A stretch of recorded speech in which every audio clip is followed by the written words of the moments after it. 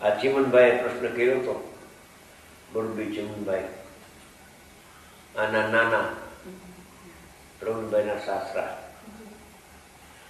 કે લાલુભાઈ આ વિભૂતિ સ્વરૂપ ભગવાન આત્મા જણાય છે બધાને? તો આ જણાઈ ગયો છે. તો કે સમ્યક દર્શન એમ થતો નથી, સ્વીકાર કરતો નથી. આ જણાય છે, આ જણાય છે એનો સ્વીકાર કરે છે, પણ જાણનાર જણાય છે, સ્વીકાર કરે તો અનુભવ થાય. તો કે ગુરુદેવને આ પૂછવું છે મારે. ભલે આપણે સાથે જશું ત્યારે પૂછી લઈશું. પછી મારે સોનગઢ જવાનું છું, કેવડાવ્યું કે સોનગઢ જવું છે, તૈયાર થઈ જજો, હું આ વખતે નહીં આવું, તમે જાઓ, પણ મારું નામ લઈને તમે ગુરુદેવને પૂછી લેજો. આ ગાથાનું શું વર્તમાનમાં બધા અજ્ઞાની જીવને અનુભવમાં આવે છે આત્મા એમ? ભલે. જો સોનગઢ સાંજે જમીને આહાર કરીને બહાર બેઠતા હતા, એ વખતે ઘણા વર્ષ પહેલાની વાત છે,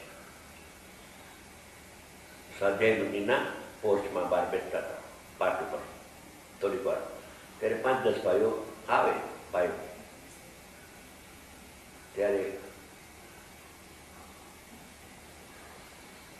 મેં પૂછ્યું કે સાહેબ આ 17મી 18મી ગાથામાં નો એક પ્રશ્ન ચીમનભાઈને પૂછ્યો છે ને આપને પૂછવાનું કહ્યું છે. અમારી બે વચ્ચે ચર્ચા થઈ, પણ એમને કહ્યું કે ગુરુદેવને તમે પૂછી લઈ જવા બાબત. તો કે આ બાળ ગોપાળ સૌને ભગવાન આત્મા જણાય છે એ પ્રશ્ન છે ને? તો આ જ છે. લાવો કે સમયસાર લાવો. સમયસાર નથી મગાવ્યું, સમયસાર મગાવીને પોતે કાઢીને વાંચ્યું. પ્રત્યેક જીવને ભગવાન આત્મા જણાઈ ગયો છે, પણ સ્વીકાર કરતો નથી, એટલે સમ્યક દર્શન થતું નથી. પર જણાય છે અને જાણેલું શ્રદ્ધા કરીએ છીએ. સમ્યક દર્શન ક્યાંથી થાય? ઇન્દ્રિય જ્ઞાન વડે પર જણાય છે અને એમાં અહમ કરે છે, એટલે મિથ્યા જ્ઞાન, મિથ્યા દર્શન થઈ જાય છે.